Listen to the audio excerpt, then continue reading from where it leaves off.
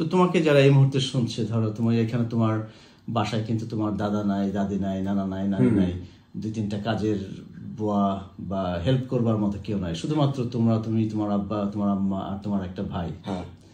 তো এর বাইরে অন্য কেউ কিন্তু তোমাকে হেল্প করবার মতো নাই। তারপরেও তুমি এই ইংলিশ, ম্যাথ, সায়েন্স এগুলো পড়বার পাশাপাশি তুমি টাইম ম্যানেজ করেছো যে কিভাবে আমার কোরআন শরীফ তিলাওয়াত করা শিখতে হবে, কিভাবে নামাজ পড়া শিখতে হবে।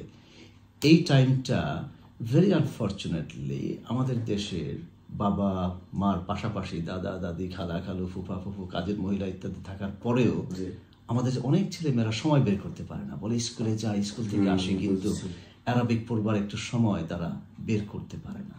তাদের জন্য তোমার কি মেসেজ? একটা অ্যাডভাইস দেয়, আমি একটা ক্যাম্পে গিয়েছি এই সামার হলিডেতে। ওইখানে সব মানে মুসলিম ছেলে তারা সবাই গ্যাদারিং করেছে, অনেক মানে সাউথ থেকে Norwich, many places, even Birmingham. So আমরা একটা গ্যাদারিং করে একজন স্পিচ দিয়েছে। মেইন কথা ছিল যে ইভেন মনে করে যে টাইম নাই কোরআন পড়ার জন্য কোনো কিছু, অ্যাটলিস্ট একটা আয়াত পড়া যায়। Even one ayah is like more than enough. Like you don't have to read the whole page. One ayah is more than enough. So exactly. Make it as a habit. Exactly. Like এই যে অনেক app থাকে না কোরআনের app, তারা যে একটা গোল দেয় আয়াদের I don't know 1 আয়াত, 5 আয়াত, 10 আয়াত, এইগুলি দিয়ে একটা হ্যাবিট বিল্ড করা যায়। মনে করেন যে আপনি রেগুলারলি কোরআন পড়েন না, সো আপনি 1 আয়াত থেকে শুরু করবেন, রাইট?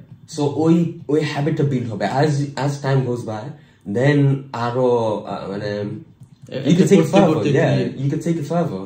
এবং তোমার মনে হয় আজকে শুরু করেছে হয়তো 1 আয়াত দিয়ে, 1 সপ্তাহ 2 সপ্তাহ পরে তোমার মন থেকে আসবে আজকে আমি 3 আয়াত পড়ি বা 5 আয়াত পড়ি। আর একটা জিনিস হলো মিনিংটা জানতে হবে, রাইট? আপনি যে কোরআনটা পড়ছেন, মিনিং না জানলে it's completely pointless. There's no point in reading. Meaning সব সময় মনেই রাখতে হবে, তাহলে আমার সঙ্গে নামাজের কানেকশন। Exactly, right? যে তুমি you know what you're reading, right?